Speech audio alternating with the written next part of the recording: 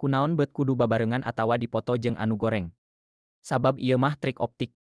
Dina elmu psikologi sosial aya anu ngajelaskeun lamun maneh babarengan atawa dipoto di gireun jelema anu beungeutna goreng, otomatis maneh bakal katinggali leuwih kasep. Ieu trik mindahkeun perhatian batur ka maneh ku cara ngabandingkeun supaya maneh katinggali leuwih kasep. Tah kitu coy, eta 10 cara jadi lalaki kasep. Kasimpulanna ieu kudu dicatet jeung dipraktekkeun ku maneh, jadi lalaki kasep teh lain ngan saukur urusan beungeut, jangkung, atawa gaya. Tapi kasep sajati teh datangna tina kahadean batin, kabersihan diri, jeung kumaha urang yang harepan hirup kalayan iman, tanggung jawab, jeung rasa hormat ka sasama. Kasep teh bisa dikembangkeun, lain ngan keur jalma nu ti lahir geus boga beungeut kasep, tapi keur saha wae anu daek ngarobah jeung usaha pikeun jadi leuwih hade, boh lahirna boh batinna. Sakitu heula ti simkuring hampura bisi aya kata-kata anu kurang mereunah dina nepikeun ieu carita.